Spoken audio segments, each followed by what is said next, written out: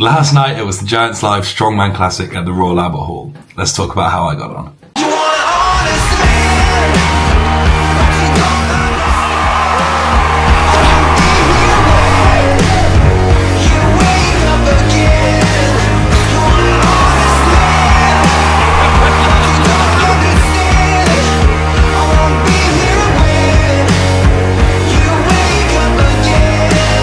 Right, squad, welcome back to the channel. As you will have probably seen, last night we took third place at the Strongman Classic. What a show that was.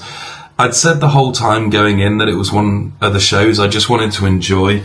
Obviously with the Strongman Classic there's not really a title or anything like that, so it's more just a really cool show to win, and it's a good opportunity to get your spot for World's Strongest Man. So we have already secured a place at World's Strongest Man 2026, which is really, really cool. I've done it like the complete opposite from last year. Obviously got my invite very late through Europe, whereas this year it's already booked. We're already definitely going to Myrtle Beach next year, which is super exciting. So genuinely one of the shows, probably my favorite Giants Live I've ever done, not just because I performed well, but it was just one of those moments you have to just really pinch yourself and look around and just think, like, how are we allowed to do this? This is unbelievable. Like, we're in the Royal Albert Hall, absolutely filled to the rafters with people. The noise, the crowd was amazing, and just the entire experience was amazing. And being like the international lineup as well, you get to compete with guys that you don't see that often. Like, a lot of my good pals in the sport were there, and I got to compete with some really good pals. So hugely grateful for the opportunity from Giants Live, and I'm just proud to have delivered and put a good shift in. So event one was the log ladder. It was 120, 140, 160, 170, 180. I came in, I did 3 of the logs in 31:03. For me, a really good performance. That's sort of what I was expecting as a minimum from myself, and went out and delivered. Warm-ups didn't feel particularly good. We had like a really light big dogs log backstage. I think it was only 50 kilos empty, so it always feels horrible when you've got like a light log to warm up on and then like loads of plates on the outside. It just makes it feel a bit weird. So warm-ups didn't feel amazing, so I was a little bit in my own head, but came out and put a solid run in. Sadly, in this lineup, that was good for 11th out of 12, so we did pick up 1 extra point. We weren't on the bottom, which is nice, but we all knew going in, like, that wasn't going to be the best event for me, just purely because of the talent pool in this comp. Like, how many people? 4 finished the medley, and then there was only 3 people that didn't get the 4th log. The 4th being 170, that is my current PB, so I felt like I could give it a good crack. I cleaned it, I gave it a sort of half a press, but it just wasn't there. The fatigue from the first 3 logs, it got to me, and I sort of knew from 1 attempt it wasn't going to be there. So happy enough with my performance. Again, like, delivered. If I hadn't have got the 160, I'd have really not been happy with myself. So happy to get that done. Lucas Hatton came out and just smoked this event. Like, I had him to win it anyway. 5 logs and 37. Trey Mitchell was actually second on that with 43, and then Kielaskowski 45. So all those people that said Trey would be too slow, they got proven wrong. And there were, you'll see the theme of this video, there were so many mix-ups and changes in the points, and if anyone predicted this podium correctly, fair play, you would have earned a lot of money if you'd have put money on the podium that came out. So yeah, after event 1, I was sitting down in 11th out of 12, meaning I was out very early on the Hercules Hold. Now, Hercules Hold should be a really good event for me on paper. I've only played with that setup once at the yard. And I put a good shift in. I came 4th with 107.6. Yako beat me with 107.7. So the margins on this were super tight. The winning time was 111 by Evan. And then Nick was 110. So a really cool top 4 there as well. Like, again, like, I think everyone thought Rayner was going to come out and smoke it, but he said he got more of a jolt from this one than the World's one. But to be honest, like, now I've felt them both, like, I really don't think there was that much difference. I think the World's one was heavier, but it had nicer handles, so it's sort of like whether you prefer handles or whether you're good at heavier weights. So for me, I just had the setup a little bit wrong, and I could feel that as soon as I was trying to get my grip. So I really set my left hand, and then I was reaching across for the right one, and I could sort of only just reach the handle on that side, so it wasn't quite set where I wanted it, and that's purely my fault. I should have just double checked with the guys and asked if I could have another link out the chains, but again, it was good enough for fourth. It felt so light, it honestly felt like nothing in my hands until the minute mark, and then my left hand just suddenly pinged open. So a bit of an underperformance for what I was expecting. I really thought I'd be able to push the 120 mark on that, but I'm just lucky the time held up for fourth, because everyone was so close. If you didn't get over a minute in this comp, you came 9th on the Hercules Hold. I think that is the maddest standard there has ever been. To have like 11 seconds separating the top 9 athletes is daft. It's unbelievable how good the standard was. So the top 3 there again: Evan Singleton, Nick Gardione, Jaakko Schoonwinkel. So Evan already was pulling away. Jaakko was in a very, very good position after 2 events in second, and then Nick Gardione. This pulled me up to 8th, so I went from 12th to 8th, and this was like the slow rise of me coming back up the table, which we're so used to seeing me do at these shows now. So after Herc Hold was done, I felt a little bit more relaxed. I don't know why. I think Herc Hold's like, you just have no control over how it's going to go. Like, you don't know what the other guys are capable of. I don't think anyone knew Nick Gardione was like a secret little grip demon. He did amazing. He also used my chalk, so I've taken like 30% of the credit. But yeah, no, Nick smashed it.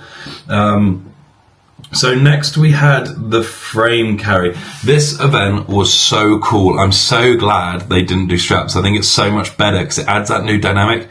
I think if there was straps, everyone could just sprint with that frame and finish it.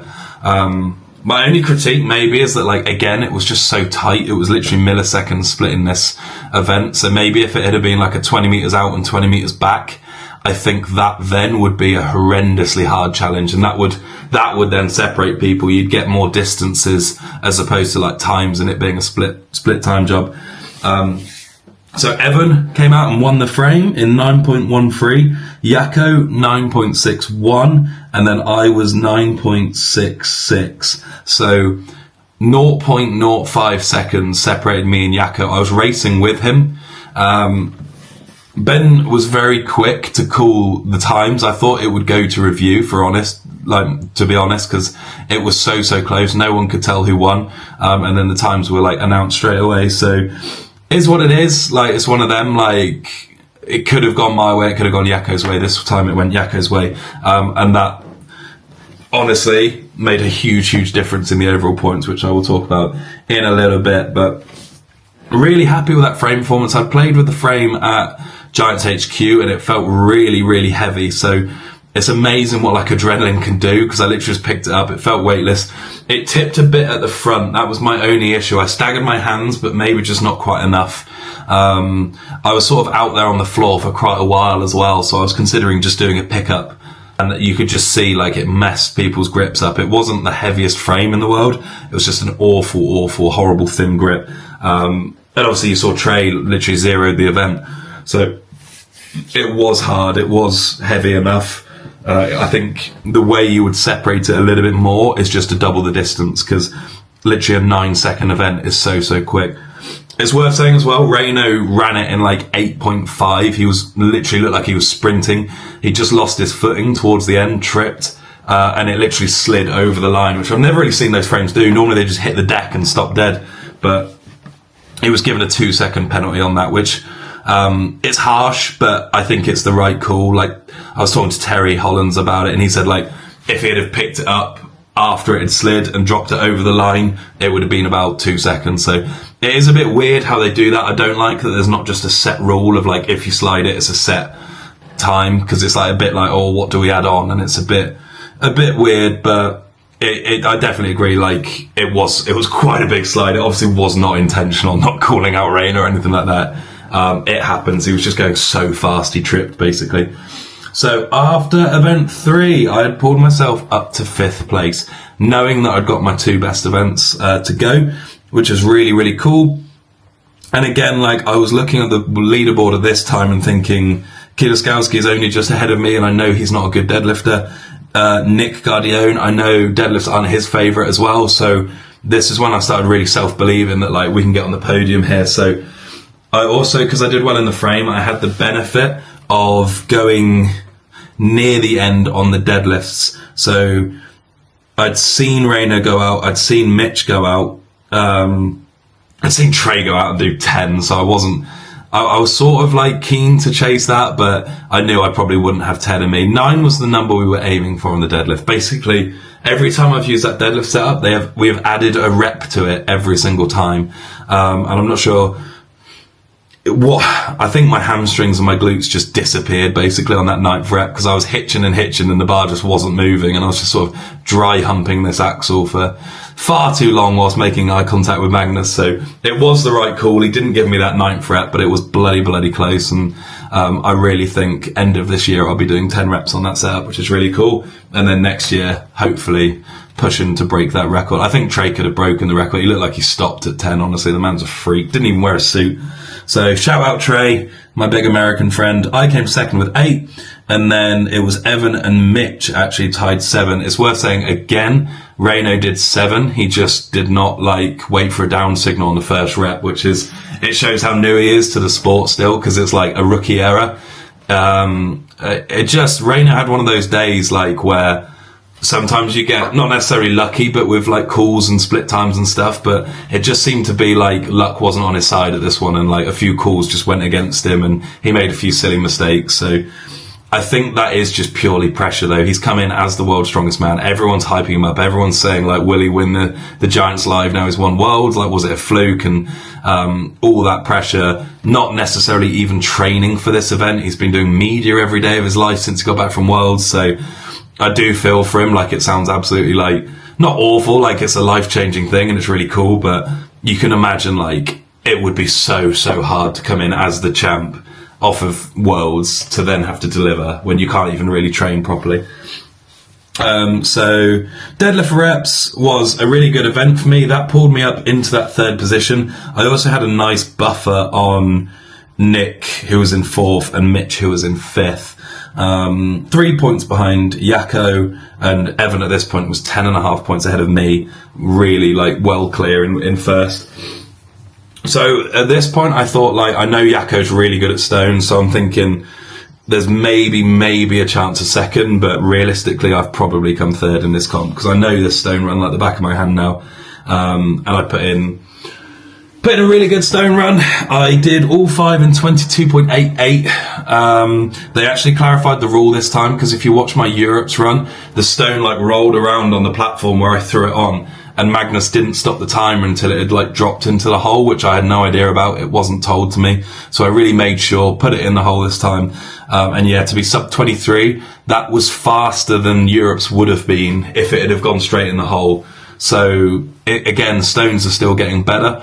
I didn't take any risks. I didn't try and one motion the 180 or the 200. I think I can. And I think the next show I do, I might try and bring that in. But my lap and load isn't that much slower than my one motion, especially when it's heavy. So I have this goal of 20 seconds in my head now. And it's we've brought it down. I think Brits I did about 25. Europe's I did 23.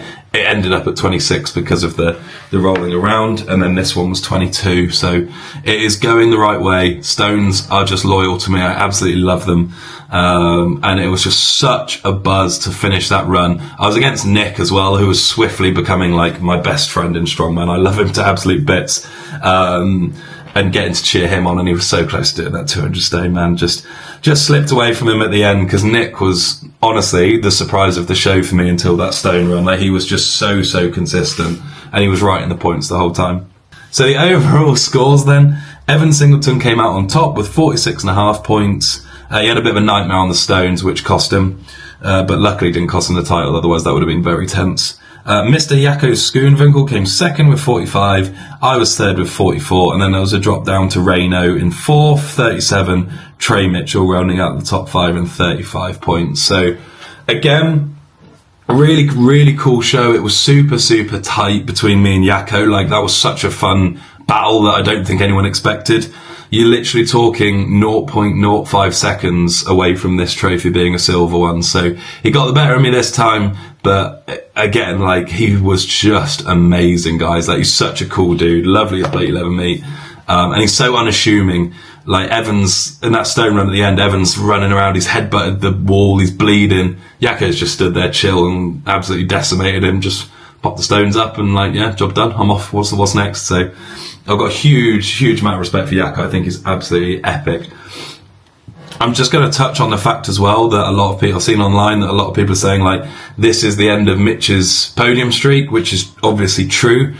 He just did not look in a good way, to be honest. Like, you could tell he just wasn't firing on all cylinders again, and I really hope whatever he's got going on, he sorts out, and we do get him back at his best, because as nice as it is beating him, it's hard seeing like someone you're competing against struggling, and I hope he gets sorted out soon, because I think that the world of strongman needs on-form Mitch Hooper back, because he's unreal to watch. What was really nice about this comp as well is I don't think like necessarily everything went my way. Obviously there were some really tight calls with the frame carry, with the Hercules Hold, where I missed out on like 0.5 or 0.1, and if these things had gone my way, like I genuinely could have contended for first place in this show, which is absolutely nuts. Like, I didn't get a third place spot because I got lucky and I had good results. Like, I genuinely think I am one of the top guys in the world at the minute, which is mind blowing to say. But I just go into these comps like not confident, but like I'm believing in myself now, basically, which I think before it was always like I'm so lucky just to be here, and now it is like people are thinking about like I'm the person to beat, which is absolutely wild to me. Obviously, to me, I'm just a very normal guy, and we're delivering more and more. And I think I'm going to be a really consistent guy to watch, unless I have like some really bad events. Like, there doesn't seem to be a day where like I get like blindsided by anything. I take everything in my stride quite well, and again, when I have a bad event like the log, I'm very good at putting that behind me and moving on to the next event. I think mainly just through exposure, because I'm just used to obviously the overhead never really going my way, but I was happy to get that the 120, 140, 160 ladder in this show, and it's just really nice for me. Like, we're making so much progress across the board. We're already podiuming. You know, I'm still young, I've still got room to improve, and I really do think like give me another 2-3 years and we are going to be cleaning up at these Giants Live shows, which is really exciting. To summarize, the best Giants Live experience of my life. It was such a cool show. I'm wearing Nick and Austin's t-shirt. They brought me one over. I'm actually filming some stuff with Nick tomorrow, so we're going to have some YouTube stuff coming out while he's in the country, which is going to be really cool. So do check out these guys' merch. If you haven't already, check out my merch site, especially if you're new here. It really helps me out. It's the best way to support me, and it just means the world every time I get a merch order. It's just so cool, and I hand pack them all myself, put a little note in for you. I can sign stuff if you want me to, just leave a note and I will get that done. But thank you very much for watching. We have secured our spots 2026 World Strongest Man already, which is so cool. We are going to enjoy this one for a little while. It's another one for the trophy shelf, which is growing, which I absolutely love. So huge thank you to Giants Live for the opportunity. Honestly, it was truly like one of the best experiences of my life, and it's such a cool day that I'm not going to forget for a while. So if you haven't already, like, share, comment, subscribe, all of that good stuff, and we will see you in the next video. Peace.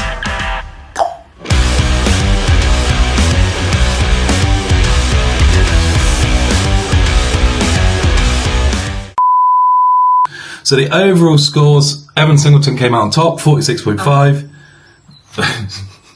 Siri's talking to me.